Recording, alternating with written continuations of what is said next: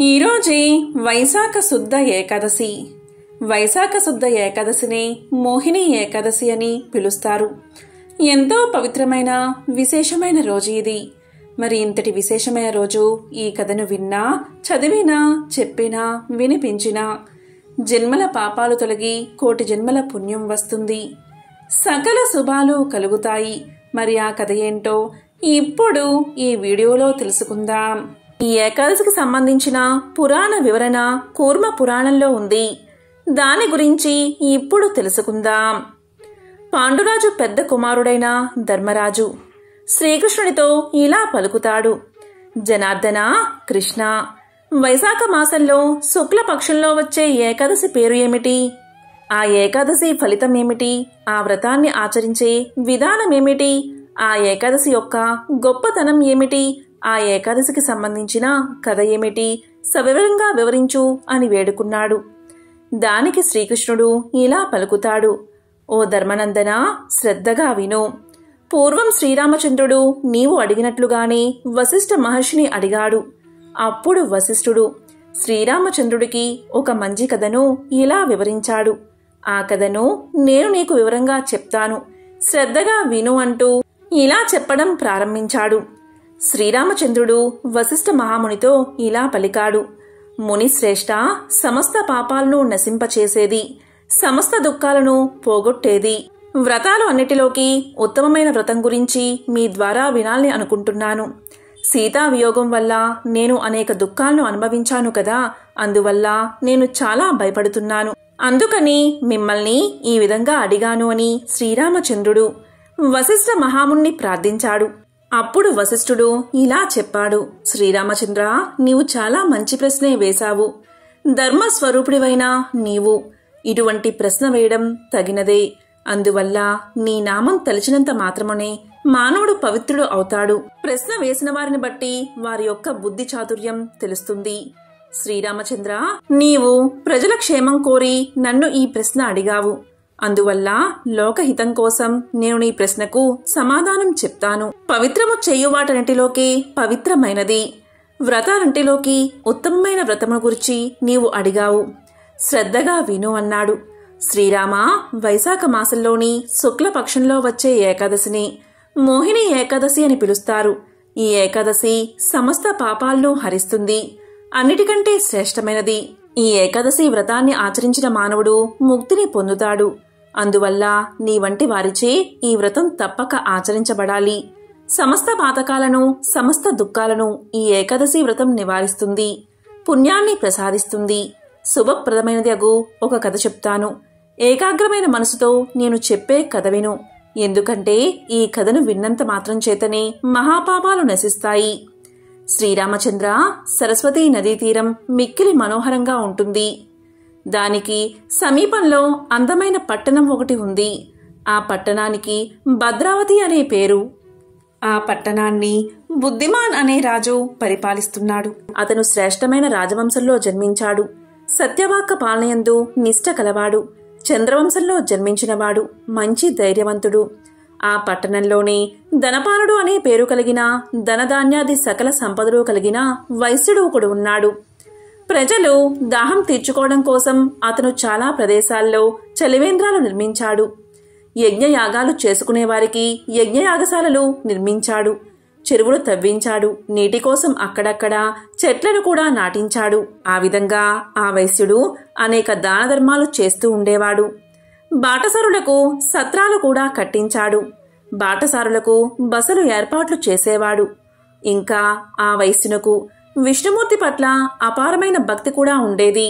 అతను పరమ శాంత స్వభావం కలవాడు. అతనికి 5 కుమారులు ఉన్నారు. మొదటివాడి పేరు సుమనుడు, రెండవవాడి పేరు ద్యుతిమంతుడు, మూడోవాడి పేరు మేధావి, నాలుగోవాడి పేరు సుకృతి, ఇక 5వవాడి పేరు దుష్టబుద్ధి. 5వవాడు పేరుకు తగినట్లుగానే నిరంతరం మహాపాపాలు చేయడంలోనే ఆసక్తి కలిగి ఉండేవాడు. ఎల్లప్పుడూ వేశ్యలతోనే తిరుగుతూ ఉండేవాడు. నిరంతరం వేశ్యలతోనే గడిపేవాడు. తనకు తాను గొప్ప మొనగాడిగా భావించుకునేవాడు. జూదం మొదలైన చెడు వ్యసనాలయందు ఆసక్తి కలిగి ఉండేవాడు. పరస్త్రీలను అనుభవించడంలో ఆనందాన్ని పొందేవాడు. దేవాలయంలోని దేవతల వైపు అస్సలు చూసేవాడు కాదు. అతిథి అభ్యాగులను ఆదరించేవాడు కాదు. పెద్దవారిని, ముసలివారిని, చివరికి తల్లిదండ్రులు కూడా పూజించేవాడు కాదు. కనీసం గౌరవించేవాడు కూడా కాదు.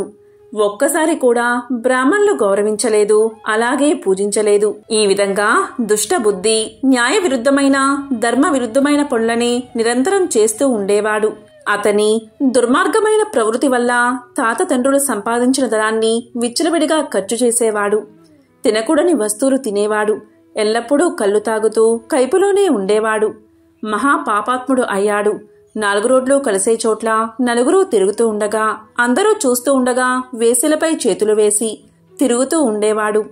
తాను చేసే ఘనకార్యాలను అందరూ చూస్తున్నారా లేదా అని, తన గూర్చి ఎవరెవరు ఏ విధంగా అనుకుంటున్నారో అని 4 దిక్కులకు తన చూపును ప్రసరించేవాడు. ఇలా అతను తిరుగుతూ ఉండగా ఒకసారి అతని తండ్రి చూశాడు. అతన్ని అసహ్యించుకున్నాడు. అందుకని తండ్రిపై కోపం తెచ్చుకుని ఇంటికి వచ్చిన తర్వాత చాలా బలగం కలిగిన సేవకులచే తండ్రిని బయటకు గెంటించేశాడు. అతని ప్రవర్తన అందరికీ తెలిసింది. అతని బంధువులు ఎవరూ చేరనివ్వలేదు. కొంతకాలానికి చేతిలో ఉన్న ఉంగరాలను, కంఠాభరణాలను తక్కువ ధరకే అమ్మేసి ఆ ధనంతో కొంతకాలం కాలక్షేపం చేశాడు. అతని వద్ద ధనం పూర్తిగా అయిపోయిన విషయం తెలుసుకున్నారు అంతా.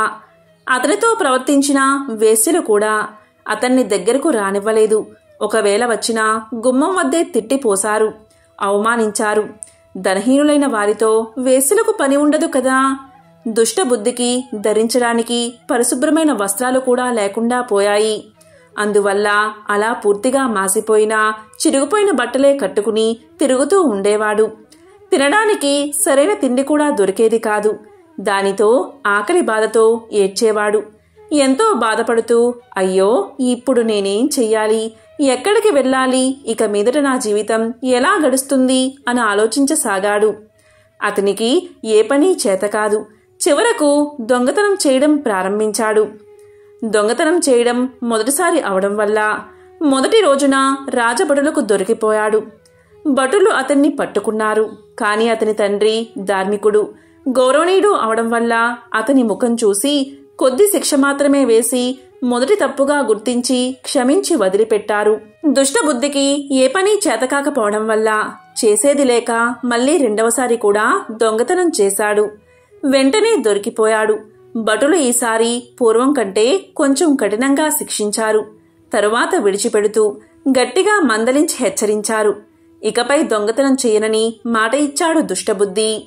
అయినప్పటికీ కొన్ని రోజులు గడిచిన తర్వాత జీవితం సాగే మార్గం లభించినందువల్ల మరలా దొంగతనం చేస్తూ భటులకు దొరికిపోయాడు.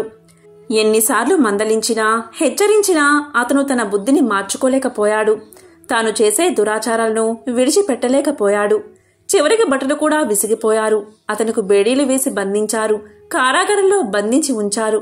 కొరడాలతో కొట్టారు. అనేక విధాలైన జైలు శిక్షలను అనుభవించేలా చేశారు. చిట్ట చివరకు రాజు వద్దకు తీసుకెళ్లారు. రాజు అతను చేసిన నేరాలంటిని విచారణ చేశాడు. అప్పుడు రాజు దుష్టబుద్ధితో ఇలా పలికాడు. బుద్ధిహీనుడా, నీ వంటి వాడిని రాజ్యంలో ఉండనివ్వకూడదు. కనుక నీవు రాజ్యాన్ని వదిలిపెట్టి వెంటనే వెళ్లిపోమని ఆదేశించాడు. బంధాలను ఊడదీయించాడు.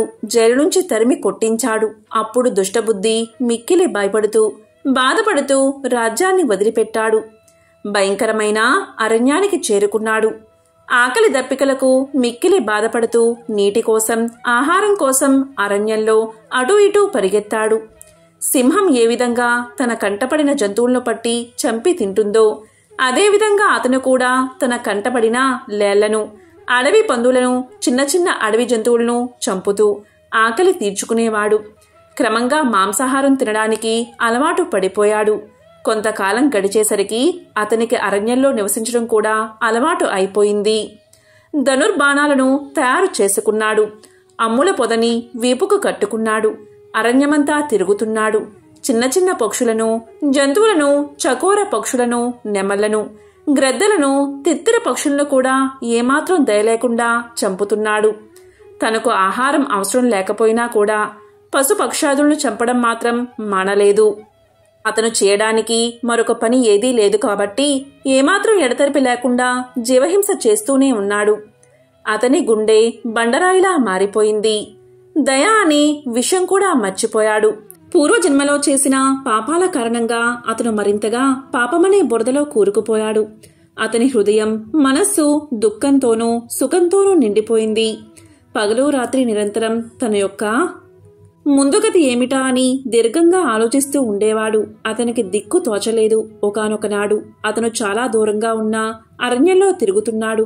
ఏ జన్మలో చేసిన పుణ్య విశేషమో కొద్దిగా మిగిలి ఉండడం వల్ల కౌండిన్య మహర్షి ఆశ్రమం అతని కంటపడింది. అది వైశాఖ మాసం. కౌండిన్య మహర్షి గంగానదిలో స్నానం చేసి తిరిగి వస్తున్నాడు. దుఃఖంతో కుంగిపోతున్న దుష్టబుద్ధి మహర్షిని సమీపించాడు. మంచి వేసవికాలం, అందువల్ల వేడి ఎక్కువగా ఉంది. కౌండిన్య మహర్షి స్నానం చేసి నీరు కారుతున్న వస్త్రాలతోని ఆశ్రమానికి వెళ్తున్నాడు. ఆయన్ని వెంబడించి వెళ్తున్నాడు దుష్టబుద్ధి. మహర్షి ధరించిన వస్త్రాల నుండి జారుతున్న నీటి బిందువులు గాలికి ఎగిరి వెనుక నడుస్తున్న దుష్టబుద్ధి మీద పడుతున్నాయి. ఒక్కొక్క బొట్టు పడుతున్నప్పుడు అతని పాపరాశి కొద్ది కొద్దిగా తరిగిపోతుంది. అతని దురదృష్టం కూడా కొంత తగ్గింది. దానితో అతనికి అవకాశం లభించింది. దాంతో అతను మహర్షికి ఎదురుగా నిలబడ్డాడు. మహర్షికి నమస్కారం చేశాడు. అప్పుడు ఇలా పలికాడు దుష్టబుద్ధి. ఓ బ్రాహ్మణోత్తమా, నేను పుట్టిన దగ్గర్నుంచి పాపాల్నే చేస్తున్నాను. పరమ పాపాత్ముణ్ణి నేను. ప్రస్తుతం నా వద్ద ధనం ఏదీ లేదు. ధనంతో పనిలేని నా పాపాలు పోగొట్టేటువంటి ప్రాయశ్చిత్తం ఏదైనా ఉంటే నా యందు అనుగ్రహించి నాకు వివరించండి అని మహర్షితో పలికాడు. ఇక మహర్షి దివ్య దృష్టితో గడిచిపోయిన అతని జీవితానంతటినీ తెలుసుకున్నాడు. వెంటనే దుష్టబుద్ధితో ఇలా పలికాడు. ఓయి, నీవు నీ పాపాలను పోగొట్టుకోవాలి అనుకున్నట్లయితే నేను చెప్పే మాటలను జాగ్రత్తగా విను. వైశాఖ మాసంలో శుక్ల పక్షమునందు ఒక ఏకాదశి వస్తుంది. దానిని మోహిని ఏకాదశి అని పిలుస్తారు. ఆ రోజు నీవు నా మాట మీద నమ్మకం ఉంచి ఉపవాస వ్రతాన్ని ఆచరించు. ఆ వ్రత ప్రభావం వల్ల మేరు పర్వతమంతా పెద్ద పాపమైనా సరే నశిస్తుంది. మానవులు గత జన్మలో ఎన్ని పాపాలు చేసినప్పటికీ అవన్నీ కూడా మోహిని ఏకాదశి నాటి ఉపవాస వ్రతం వల్ల నశించడం తప్పనిసరిగా జరుగుతుంది. ఈ మోహిని వ్రతం యొక్క మహత్యం చాలా గొప్పది అని చెప్పాడు మహర్షి. దుష్టబుద్ధి మహర్షి చెప్పిన మాటలన్నీ విన్నాడు. దాంతో ఎంతో ఆనందాన్ని పొందాడు. కౌండిన్య మహర్షి ఉపదేశించిన ప్రకారం మోహిని ఏకాదశి వ్రతాన్ని ఆచరించాడు. దానితో ఆ వ్రత ప్రభావం వల్ల దుష్టబుద్ధి యొక్క పాపాలన్నీ తొలగిపోయాయి. మోహిని ఏకాదశి వ్రత ప్రభావం వల్ల దుష్టబుద్ధి దివ్యమైన దేహాన్ని ధరించాడు. గరుడ విమానం ఎక్కాడు. ఏ బాధలు లేనటువంటి వైకుంఠాన్ని చేరుకున్నాడు. కాబట్టి శ్రీరామచంద్ర, మోహిని ఏకాదశి మహిమ తెలిసింది కదా. అజ్ఞానం అనే మోహాన్ని నశింపచేస్తుంది ఈ మోహిని ఏకాదశి వ్రతం. ఈ 3 లోకాలయందు ఈ వ్రతాన్ని మించిన మరొక వ్రతం లేదు అని శ్రీరామచంద్రుడికి వశిష్ఠ మహాముని చెప్పాడు అని ధర్మరాజుకి శ్రీకృష్ణుడు తెలియచేశాడు. కాబట్టి ధర్మరాజా, యజ్ఞాలు, యాగాలు, దానాలు మొదలైనవి ఎన్ని చేసినప్పటికీ కూడా అవన్నీ ఈ ఏకాదశి వ్రతఫలంలో 16వ వంతుకి కూడా సాటి రావు. ఈ మాటల్లో ఎటువంటి ఆశ్చర్యమూ లేదు. ఈ మోహిని ఏకాదశి మహత్యాన్ని చదివినా విన్నా 1000 గోవులను దానం చేసినంత మహాపుణ్యం లభిస్తుంది. సకల పాపాలను హరిస్తుంది, సకల శుభాలను కలిగిస్తుంది అని ఈ మోహిని ఏకాదశి వ్రతం యొక్క గొప్పతనాన్ని ధర్మరాజుకి శ్రీకృష్ణుడు తెలియచేశాడు. మోహిని ఏకాదశి యొక్క విశిష్టత ఏమిటో ఇప్పుడు తెలుసుకుందాం. అది దేవతలు, రాక్షసులిద్దరూ కూడా సమానమైన బలవంతులుగా ఉన్న సమయం. రాక్షస ప్రవృత్తి ఉన్న దానవుల వల్ల సమస్త లోకాలు బాధలకు గురవుతున్నాయి. వారిని ఎదుర్కొనే ధైర్యం దేవతలకు లేకపోయింది. దాంతో వారికి విష్ణుమూర్తి ఒక ఉపాయాన్ని సూచించాడు. క్షీరసాగర మదనం కనుక చేస్తే దాని నుంచి అమృతం ఉద్భవిస్తుందని అది సేవించిన దేవతలు మరణం అనేది లేకుండా దానవుల మీద పైచేయి సాధిస్తారని చెప్పాడు. క్షీరసాగరాన్ని చిలికేందుకు మందర అనే పర్వతాన్ని కవ్వంగా మలచి, వాసుకి అనే సర్పాన్ని తాడుగా ఉపయోగించి మదనాన్ని ప్రారంభించారు దేవతలు, అలాగే దానవులు. వాటిలో కౌస్తుభం, కామధేనువు, కల్పవృక్షం, పారిజాతం, హాలాహలం లాంటివన్నీ ఉద్భవించిన తర్వాత చివరికి అమృతం వెలువడింది. ఈ మదనంలో దేవతలు, రాక్షసులు సమానంగా పాలు పంచుకున్నారు. కాబట్టి ఇద్దరూ అమృతం పంచుకోవాల్సిన పరిస్థితి వచ్చింది. అదే కనుక జరిగితే సముద్ర మదనం వెనుక ఉన్న ప్రయోజనం నెరవేరదు కదా. అందుకని సాక్షాత్తు విష్ణుమూర్తే రంగంలోకి దిగాడు. ఎంతటి వాడికైనా కళ్ళు చెదిరిపోయే అందంతో మోహిని అవతారాన్ని ధరించాడు. మోహిని రూపంలోని విష్ణుమూర్తి తన హొయలతో రాక్షసులను ఏమార్చి దేవతలకు మాత్రమే అమృతాన్ని అందించి మాయమైపోయాడు. ఈ మోహిని రూపాన్ని చూసి సాక్షాత్తు పరమశివుడి మనసే చలించిపోయిందని, ఆ విధంగా ఆ హరిహరులకు జన్మించిన వాడే అయ్యప్ప స్వామి అని చెబుతారు. విష్ణుమూర్తి రూపాలలో ఒకటి అయిన ఈ మోహినీదేవికి తూర్పుగోదావరి జిల్లాలో ర్యాలీ అనే ఊరిలో ప్రత్యేకమైన ఆలయం కూడా ఉండడం విశేషం. ఇంతకీ ఈ మోహిని అవతరించింది మోహిని ఏకాదశి రోజునే. మోహిని ఏకాదశి రోజు చాలా మంది ముందు రోజు రాత్రి అంటే దశమి రాత్రి నుంచే ఉపవాసం మొదలుపెట్టి మర్నాడు అంటే ద్వాదశి ఉదయం వరకు ఉపవాస దీక్షను కొనసాగిస్తారు. ఇలా కుదరని పక్షంలో ఏకాదశి రోజైనా ఎలాంటి ఆహారం తీసుకోకుండా ఉపవాసం ఉండే ప్రయత్నం చేస్తారు.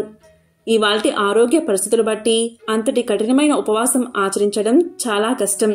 కాబట్టి బియ్యంతో చేసిన పదార్థాలు తీసుకోకుండా పళ్ళు, పాలు వంటి అల్పాహారాలతో ఉపవాసం చేయవచ్చు. ఉపవాసం చేసే సమయంలో ఎట్టి పరిస్థితుల్లోనూ నిద్రపోకూడదు. ఈ ఏకాదశి రోజు అభ్యంగన స్నానం చెయ్యాలని, విష్ణుమూర్తిని ధూపదీప నైవేద్యాలతో పూజించాలని, ఉపవాసంతో రోజును గడపాలని, దాన ధర్మాలు చేయాలని పెద్దలు చెబుతారు. ఇవన్నీ కుదరకపోయినా కనీసం ఆ విష్ణుమూర్తిని పూజించే ప్రయత్నం చేయాలి. తన మోహిని అవతారంతో ఎలా అయితే ఈ లోకానికి క్షేమంగా మారాడో అలా మన కష్టాలన్నీ తీర్చమంటూ వేడుకోవాలి. ఈరోజే అన్నవరం సత్యదేవుని కళ్యాణం కూడా. అన్నవరం శ్రీ వీర వెంకట సత్యనారాయణ స్వామివారి కళ్యాణ మహోత్సవాలు ప్రతి సంవత్సరం వైశాఖ శుద్ధ దశమి నుంచి వైశాఖ బహుళ పాడ్యమి వరకు పంచాహ్నికంగా స్మార్తాగమ రీతిలో ఆపస్తంభ సూత్రరీత్యా మహావైభవంగా జరుగుతాయి. వీటిని అన్నవరం సత్యదేవుని బ్రహ్మోత్సవాలు అంటారు. 2015 సంవత్సరంలో ఈ వేడుకలు మంగళవారం నుంచి ప్రారంభమయ్యాయి. శ్రీ సత్యనారాయణ స్వామివారిని మూలతో బ్రహ్మ రూపాయ మధ్యస్థ మహేశ్వరం అదతో విష్ణు రూపాయ త్రైక్య రూపాయతే నమః అని స్తుతిస్తారు. క్రీస్తు శకం 1891లో ఆ ప్రాంతానికి రాజైన శ్రీరాజా ఇనుగంటి వెంకట రామనారాయణి బహదూర్ వారి కలలో సత్యదేవుడు కనిపించి, నేను రత్నగిరి మీద వెలుస్తున్నాను, శాస్త్ర ప్రకారం ప్రతిష్ఠించి పూజించమని చెప్పాడు. అప్పుడు ఆ రాజు సంతోషంతో అందరినీ వెంటబెట్టుకుని వెళ్లి వెతికి ఒక పొదలో స్వామి విగ్రహాన్ని చూసి అమితానందం చెందాడు. కాశీ నుంచి మహావైకుంఠ నారాయణ మంత్రాన్ని తెప్పించి 1891 ఆగస్టు 6వ తారీఖున ప్రతిష్ఠించి ఆ యంత్రంపై స్వామిని దేవేరి అయిన అనంతలక్ష్మి సత్యవతి సమేతంగా ప్రతిష్టాపన చేశారు. హరిహరులకు భేదం లేదని నిరూపిస్తూ సత్యనారాయణ స్వామి పక్కనే ఈశ్వరుడు కూడా పూజలు అందుకుంటూ ఉంటాడు. ఆలయ నిర్మాణం 1934లో జరిగింది. ఆలయ నిర్మాణం 2 అంతస్తుల్లో జరిగింది. కింది భాగంలో నారాయణ యంత్రం, పై అంతస్తుల్లో దేవతామూర్తులు. ప్రధాన ఆలయం రథాకారంలో 4 వైపులా చక్రాలతో నిర్మించబడింది. స్వామి విగ్రహం 4 మీటర్ల ఎత్తుంటుంది. ఈ స్వామిని మూలం బ్రహ్మ, మధ్యభాగం ఈశ్వరుడు, పైభాగం మహావిష్ణువుగా త్రిమూర్తి స్వరూపంగా కొలుస్తారు. ఆంధ్రులు అన్ని శుభకార్యాల్లో కొలిచే దేవుడు శ్రీ సత్యనారాయణ స్వామి. ఆయన వ్రతం ఏదో ఒక సందర్భంలో చెయ్యని వారు అరుదేమో. మరి సాక్షాత్తు ఆ స్వామి సన్నిధిలోనే ఆయన వ్రతం చేసుకోవడం కన్నా భాగ్యం ఇంకేముంటుంది? స్థల పురాణం ప్రకారం పర్వత శ్రేష్ఠుల్లో ఒకడైన మేరు పర్వతం, ఆయన భార్య మేనక శ్రీ మహావిష్ణువు గురించి తపస్సు ఆచరించి విష్ణువు అనుగ్రహంతో 2 కొడుకులను పర్వతాలుగా పొందుతారు. ఒకడేమో భద్రుడు, మరొకడు రత్నకుడు. భద్రుడు విష్ణుమూర్తి గురించి తపస్సు చేసి శ్రీరామచంద్రమూర్తికి నివాస స్థానమైన భద్రాచలంగా మారతాడు. రత్నకుడు అనే మరొక కొడుకు కూడా విష్ణువు గురించి తపస్సు ఆచరించి విష్ణువును మెప్పించి మహావిష్ణువు శ్రీ వీర వెంకట సత్యనారాయణ స్వామిగా వెలిసే రత్నగిరి లేదా రత్నాచలం కొండగా మారతాడు. పిలిస్తే పలికే దైవంగా పేరు పొందిన శ్రీ సత్యనారాయణ స్వామి ఆలయాన్ని రత్నగిరి అనే కొండపై అన్నవరంలో నిర్మించారు. ఈ ఆలయ నిర్మాణం జరిగి 1 శతాబ్దం పైగా మాత్రమే అయినా కూడా చాలా ప్రాశస్తాన్ని ప్రాముఖ్యతను పొందింది. సమీపంలో పంపానది హొయలు ఒలుకుతూ పారుతూ ఉంటుంది. కొండపై నెలకొని ఉన్న ఈ దేవాలయంలో వేచేసి ఉన్న శ్రీ సత్యనారాయణ స్వామిని దర్శించేందుకు గుడి వరకు ఘాట్ రోడ్ను నిర్మించారు. ఈ వైశాఖ శుద్ధ ఏకాదశి రోజు స్వామివారి కళ్యాణం జరుగుతుంది. మరి ఎంతో పవిత్రమైన విశేషమైన ఈ రోజు శ్రీ మహావిష్ణువుకు సంబంధించిన విశేషమైన కథలను ఇప్పుడు విందాం. పూర్వం కన్నాపురం అనే పట్టణాన్ని సుందరవదన అనే రాజు పరిపాలించేవాడు. అతను అన్ని విధాలుగా గొప్పవాడే, కాని భగవంతుడిపై విశ్వాసం మాత్రం లేనివాడు. ఒకరోజు రాత్రి రాజుగారు మంత్రితో కలిసి అజ్ఞాతంగా నగరంలో తిరగడం మొదలుపెట్టాడు. అలా వెళ్తూ ఉండగా దారిలో 2 అడుక్కునేవారు వారికి తారసపడ్డారు. అందులో ఒకడు అంతా రామునిదయా, అంతా రామునిదయా అంటూ భిక్షం కోసం చెయ్యి చాచాడు. మరి ఒకడు అంతా రాజుగారిదయా, అంతా రాజుగారిదయా అంటూ భిక్ష కోసం చెయ్యి చాచాడు. అది చూసిన రాజు ఎంతో ఆశ్చర్యపోయాడు. మర్నాడు 2 యాచకులను రాజుగారు తమ సమక్షానికి పిలిపించుకున్నారు. రాజుగారు వారిని ఇలా ప్రశ్నించారు. మీలో ఒకరు రాముని పేరట, మరొకరు రాజుగారి పేరిట ఎందుకు యాచిస్తున్నారు అని అడిగాడు. దానికి భగవంతుడి పేరుతో యాచిస్తున్న బిచ్చగాడు ఇలా పలికాడు. ఓ రాజా, ప్రపంచం యావత్తూ శ్రీరాముడి దయవల్లే రక్షించబడుతున్నది. ఆయనే అందరికీ ఆరోగ్యాన్ని, ఐశ్వర్యాన్ని ప్రసాదిస్తాడు. అందుకనే ఆయన పేరిట యాచిస్తున్నాను అని జవాబు చెప్పాడు. ఇక 2వ యాచకుడు ఇలా చెప్పాడు. ఓ ప్రభు, భగవంతుడు మనకు కనిపించడు. రాజు కనిపించే దేవుడు, అందుకే ఆయన పేరిట యాచిస్తున్నాను అన్నాడు. అంతా విన్నా రాజుగారు యాచకుళ్ళు పంపేశాడు. వాళ్లు వెళ్లిపోయాక రాజుగారు మంత్రితో ఇలా అన్నారు. తన పేరిట యాచిస్తున్న వ్యక్తి 2వ వాడి కంటే తెలివైన వాడు అన్నాడు. దానికి మంత్రి ఇలా చెప్పాడు. మహారాజా, భగవంతుడి అనుగ్రహం లేకపోతే చేసిన సహాయం కూడా వాళ్లకు అందదు అన్నాడు. అది విన్న రాజు మంత్రితో ఇలా చెప్పాడు. సరే మంత్రి, అదే చూద్దాం. రాజు గొప్పవాడో దేవుడు గొప్పవాడో అన్నాడు. మర్నాడు మంత్రితో రాజు దేశమంతటా ఇలా ప్రకటించమని ఆదేశించాడు. వచ్చే శ్రీరామనవమి రోజు రాజప్రాసాదానికి వచ్చిన వారందరికీ రాజుగారు మంత్రి బహుమతులు అందజేస్తారు అని ప్రకటించమన్నాడు. ఈ విధంగా ప్రకటన గురించి తెలుసుకున్న వేలాది జనం రాజప్రాసాదానికి వచ్చి కానుకలు అందుకున్నారు. ఆ విధంగా వచ్చిన జనంలో రాజుగారి దయ అంటూ, రాజుగారి దయ అంటూ బిచ్చం ఎత్తుకునే బిచ్చగాడు కూడా వచ్చాడు. అప్పుడు రాజుగారు ఆ బిచ్చగాడికి ఒక పెద్ద గుమ్మడికాయను బహుమతిగా ఇచ్చాడు. ఇది నీకు గొప్ప ఐశ్వర్యాన్ని కలిగిస్తుందని చెప్పాడు. ఈ విధంగా కొంతకాలం గడిచింది. ఒకరోజు రాజు మంత్రితో కలిసి నగర పర్యవేక్షణకు వెళ్లాడు. అక్కడ గుమ్మడికాయను దానంగా పొందిన యాచకుడు ఇంకా అడుక్కుంటూనే ఉండడం గమనించాడు రాజు. అప్పుడు రాజు ఆ యాచకుడి దగ్గరకు వెళ్లి ఇలా పలికాడు.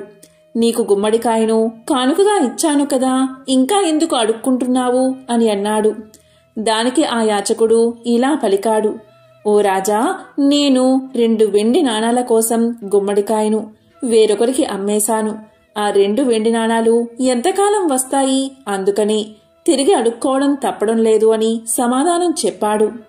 ఆ సమాధానానికి రాజు ఆ యాచకుణ్ణి మందరించి ఇలా పలికాడు.